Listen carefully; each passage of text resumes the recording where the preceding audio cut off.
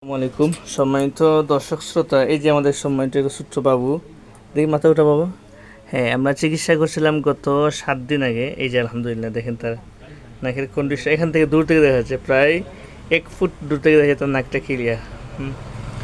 তো এই যে সম্মানিত রোগীর বাবু, তো ভাইয়ের কাছ থেকে আমরা একটা শুনবো, ওনারা অনেক কাহিনী, আমরা একটু সংক্ষেপে শুনি। কি সমস্যা ছিল বাচ্চার? আমার বাচ্চার নাটোর মাংস বৃদ্ধি হয়েছিল। আচ্ছা আচ্ছা। এই জন্য মাঝে মাঝে মাথা ব্যথা করতো এবং হসপিটাল নিয়ে যেতে হতো।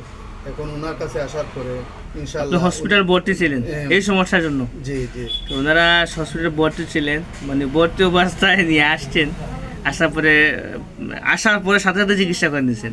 চিকিৎসা করার পরে যে এখন রোগী ইনশাআল্লাহ মানে বাচ্চা, এখন আমার বাচ্চা সুস্থ। কোনো অসুবিধা নাই? আপনাদের না কোনো অসুবিধা না, আপনারাও আসবেন, এখানে ভালো সুচিকিৎসা হয়। যাই হোক, আমরা জন্য শুভকামনা রইল। আমরা আশাবাদী যেহেতু এই রোগটা সুস্থ হয়েছে এবং অন্য অন্য যে পার্শ্বজনিক যে সমস্যা আছে সবগুলো চলে যাবে। সবার সুস্বাস্থ্য কামনা করি। আল্লাহ হাফেজ, আসসালামু আলাইকুম।